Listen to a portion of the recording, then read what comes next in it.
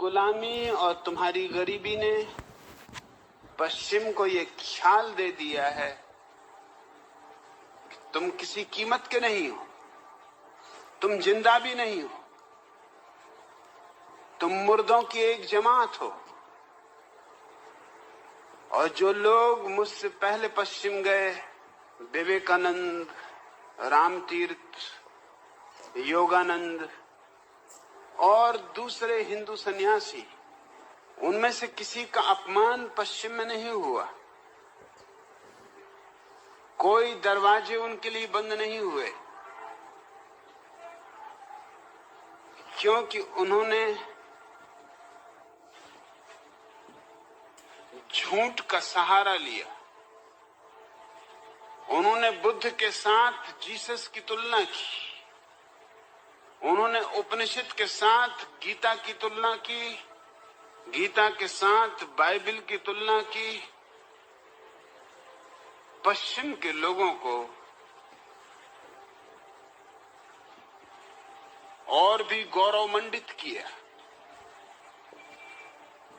गुलाम तुम थे,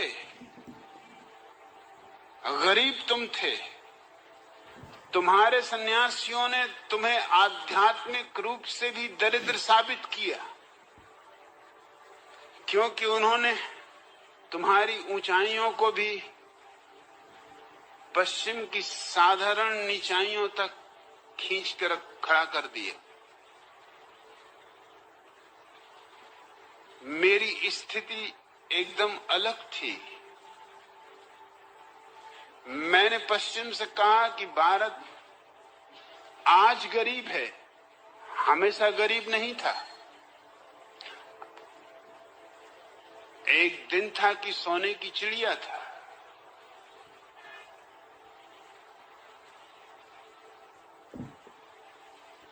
और भारत ने जो ऊंचाइयां पाई हैं, उनके तुमने सपने भी नहीं देखे।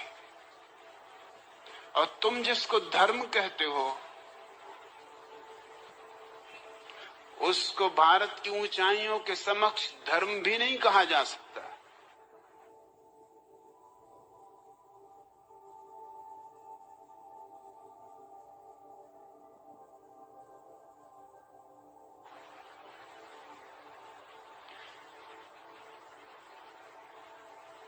जीसस मांसाहारी हैं, शराब पीते हैं। भारत का कोई धर्म ये स्वीकार नहीं कर सकता कि उसका परम श्रेष्ठ पुरुष मांसाहारी हो, शराब पीता हो, जिसमें इतनी भी करुणा न हो कि अपने खाने के लिए जीवन को बर्बाद करता हो।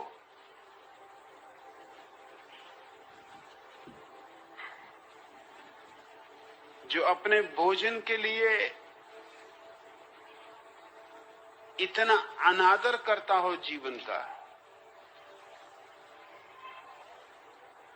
और जो व्यक्ति शराब पीता हो, उसे ध्यान की ऊंचाइयों को पाने का तो सवाल ही नहीं उठता। शराब तो दुखी लोग पीते हैं, परेशान लोग पीते हैं, तनाव से भरे हुए लोग पीते हैं, क्योंकि शराब का गुण तुम जिस हालत में हो उसे भुला देने का है। अगर तुम परेशान हो, पीड़ित हो, दुखी हो, शराब पी के थोड़ी देर को तुम भूल जाते हो। दूसरे दिन फिर दुख वापस खड़े हो जाएंगे। शराब दुखों को मिटाती नहीं, सिर्फ बुलाती। ध्यान दुखों को मिटाता है, बुलाता नहीं। और ध्यान और शराब विरोधी।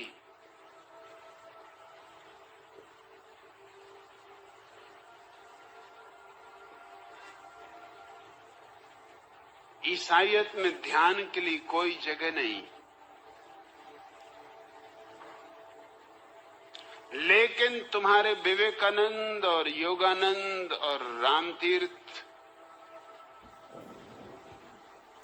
सिर्फ प्रशंसा पाने के लिए पश्चिम की ये समझाने की कोशिश करते रहे कि जीसस उसी कोटि में आते हैं जिसमें बुद्ध आते हैं, जिसमें महावीर आते हैं,